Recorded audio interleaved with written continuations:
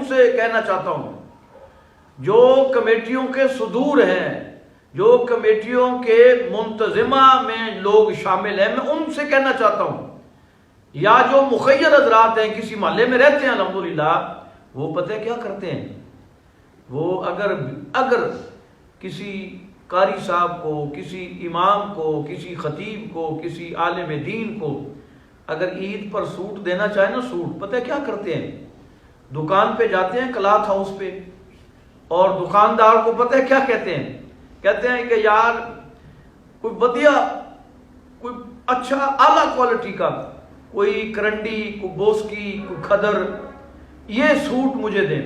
وہ کہے گا کیا کرنا ہے؟ کہتے ہیں میں نے اپنے لیے استعمال کرنا ہے، عید پہ پہننا ہے۔ کہتے ہیں ٹھیک ہے جناب۔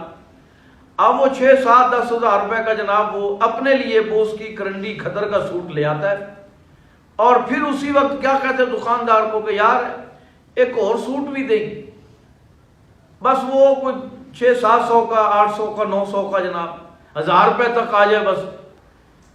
اچھا جی کیا کرنا ہے جی آپ نے وہ سوٹ؟ او جی محلے دے مسجد دے قاری صاحب کو دینا جی، تحفہ دینا۔ اللہ اکبر کبیرہ۔ قرآن کیا کہہ رہا ہے؟ لن تنالوا البر حتى تنفقوا مما تحبون۔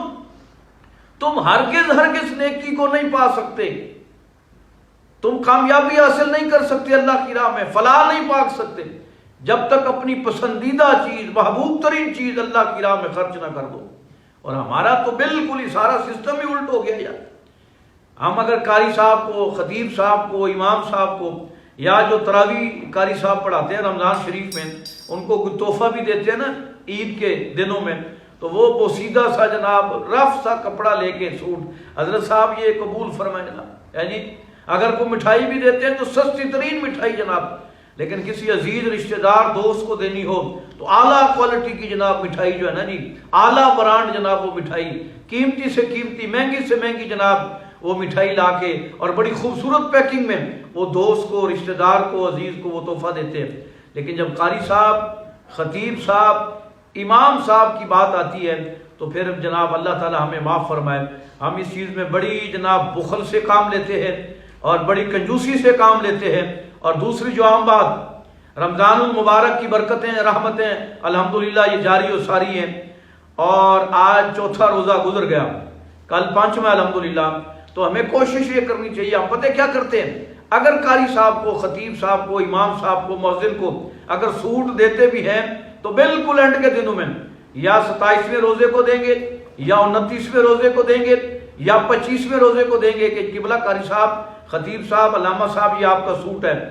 تو پھر جب وہ خطیب صاحب، علامہ صاحب بیچارہ وہ جناب فون کرتا ہے کسی دردی کو، ہیلو السلام علیکم، سوٹ سلوانا ہے، کوئی ہے ٹائم؟ وہ کہتا ہے جی بکنگ بند ہے، رش اتنا ہے، اب تو میں نہیں سی سکتا، معذرت، بہت رش ہے، نہیں سی سکوں گا تو اس لیے میں جھوٹا پڑ جاؤں گا، تو میں معذرت۔ وہ 10-15 درزیوں کو فون کرتا ہے، قاری صاحب ہوں، خطیب صاحب ہوں، کہ جی سوٹ سلوانا ہے، تو وہ معذرت کر دیتے ہیں۔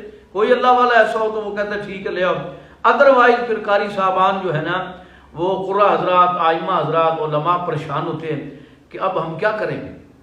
اس لیے اگر آپ نے قاری صاحب کو سوٹ دینا ہے، محلے کے مسجد کے امام کو سوٹ دینا ہے تو فتن ایک تو اعلیٰ اور اچھی کوالٹی کا دیں، جو خود پہنتے ہیں انہیں وہی پہنا ہے یار، جو اپنے بچوں کے لیے پسند کرتے ہیں ان کے بچوں کے لیے بھی لے کے جائیں تاکہ وہ خوش ہو جائیں، آپ کے لیے دعائیں کریں۔ اللہ کے بندو ان کو فیسیلیٹیٹ کیا کرو، ان سے محبت کرو، ان سے پیار کرو۔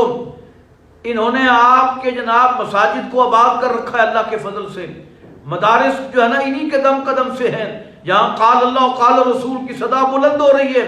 ان کا خیال کیا کرو یار، ان کو تحفے دو، ان سے محبتیں کرو، ان سے پیار کرو۔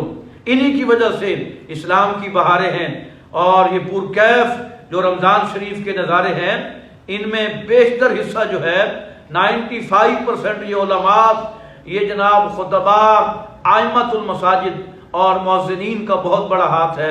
لہذا کوشش کریں جو خود پسند کریں، جو خود پہنیں،